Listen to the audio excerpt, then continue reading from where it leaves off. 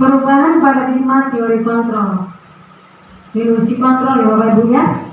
Ilusi guru mengontrol murid, itu yang pertama. Kemudian ilusi bahwa kritik dan membuat orang merasa bersalah dapat menguatkan karakter. Yang ketiga, ilusi bahwa semua penguatan positif efektif dan bermanfaat.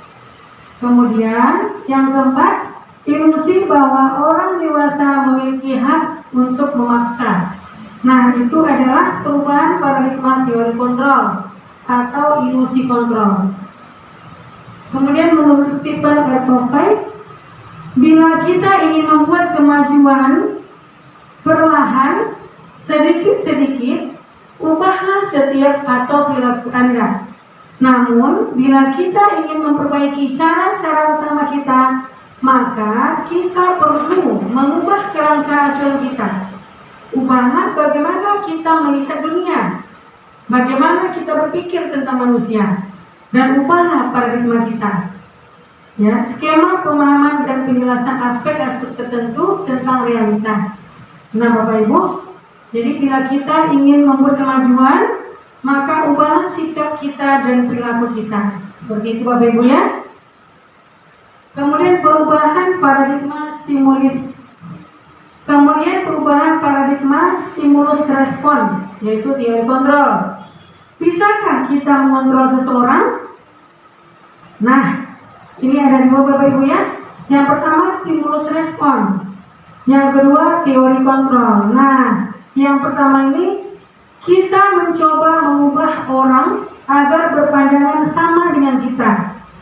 Sedangkan teori kontrolnya, kita berusaha memahami pandangan orang tentang dunia.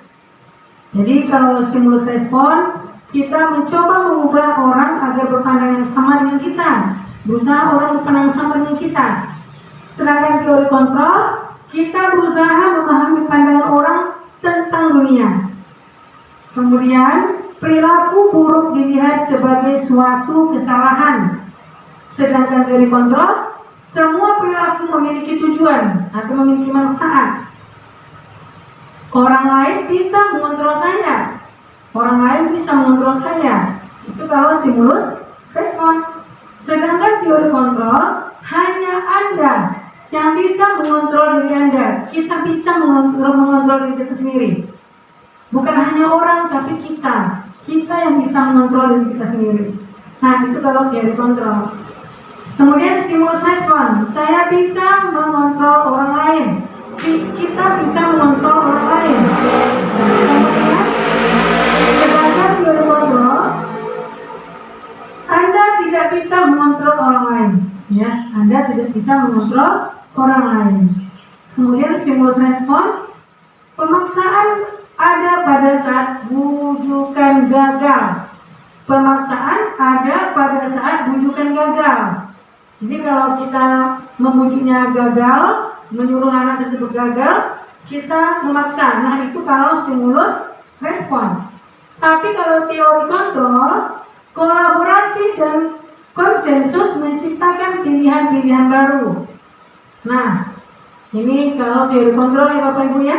Kolaborasi dan konsensus menciptakan pilihan-pilihan baru. Kemudian model berpikir menang atau kalah. Nah, sedangkan untuk teori kontrol, model berpikir kita menang-menang. Jadi antara stimulus respon dengan teori kontrol, bagaimana Bapak Ibu? Menurut Bapak Ibu bagaimana? Ya, iya betul sekali. Jadi kita harus menerapkan perubahan paradigma stimulus respon menjadi teori kontrol. Nah, kita berusaha Bapak Ibu ya, mengubah paradigma stimulus respon menjadi teori kontrol, seperti itu. Ya, jadi bagaimana Bapak Ibu, apakah sudah mengerti? Iya, alhamdulillah. Jadi apakah makna disiplin? Nah, ini sekarang kita masuk, apakah makna disiplin? Disiplin berasal dari bahasa Latin, yaitu disiplina, artinya belajar. Jadi disiplin itu artinya belajar. Makna asal dari kata ini berkonotasi dengan disiplin diri dari murid-murid Sokrates dan Plato. Jadi di zaman sudah lama sekali Bapak Ibunya dari bahasa Latin ya. Disiplin diri membuat orang menggali potensinya menuju sebuah tujuan apa yang dia hargai. Nah, jadi Bapak Ibu, disiplin dengan kesepakatan atau keyakinan itu sangat jauh berbeda. Terapkanlah keyakinan atau kesepakatan karena itu yang membuat pembelajaran berpihak pada anak.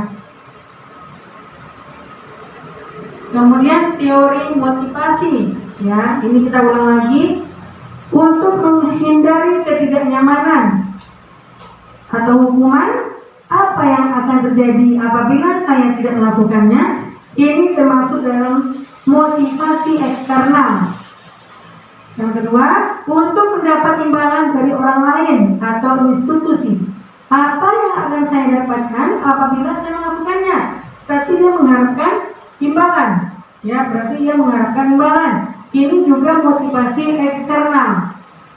Jadi ada dua di sini, motivasi eksternal untuk menghindari ketidaknyamanan dan untuk mendapat imbalan. Kedua hal ini termasuk motivasi eksternal. Jadi mereka melakukannya karena merasa dihukum atau merasa ingin dapat imbalan, itu termasuk motivasi eksternal. Kemudian kalau motivasi internal itu berasal dari dirinya sendiri, dari dalam hatinya. Nah, untuk menghargai diri sendiri menjadi insan sesuai harapan kita. Inilah yang kita inginkan Bapak Ibu ya. Saya akan menjadi orang yang seperti apa bila saya melakukannya.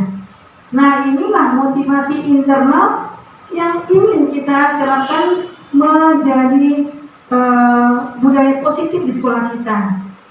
Seperti itu. Jadi kita terapkan dulu keyakinan kelas kita masing-masing untuk menciptakan budaya positif di sekolah kita. Seperti itu Bapak Ibu ya. Kemudian merdeka belajar menurut Ki Hajar Dewantara. Merdeka itu artinya tidak hanya terlepas dari perintah, akan tetapi juga cakap buat memerintah diri sendiri. Ya, ini menurut Ki Hajar Dewantara. Jadi merdeka itu artinya tidak hanya terlepas dari perintah. Jadi janganlah kita memerintah seperti itu Bapak Ibu. Kita harus menerapkan keyakinan kelas atau kesepakatan kelas agar terciptanya pembelajaran yang menyenangkan, ya, yang memerdekakan anak, yang berpihak pada anak. Itulah yang diinginkan oleh Merdeka Belajar oleh Ki Hajar Dewantara. Nah, ini budaya positif. Ini ada lingkaran, ya. Lingkaran dalam lingkaran juga ada lingkaran lagi. Nah, budaya positif ini juga adalah keseluruhannya. Budaya positif ada keseluruhannya.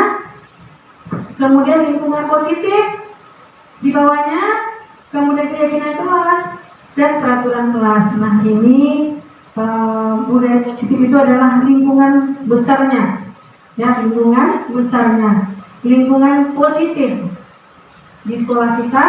Keyakinan kelas di kelas kita, peraturan kelas itu seandainya anak-anak kita melakukan pelanggaran, mereka melakukannya pasti ada tujuannya. Nah, itulah kita gali untuk mencari alasannya. Padahal mereka melakukan pelanggaran tersebut pasti ada tujuannya. Itulah posisi kontrol kita yang sebagai manajer itu, perlakuannya kepada siswa agar mereka tidak merasa bersalah, tidak merasa dihukum, tidak rendah diri.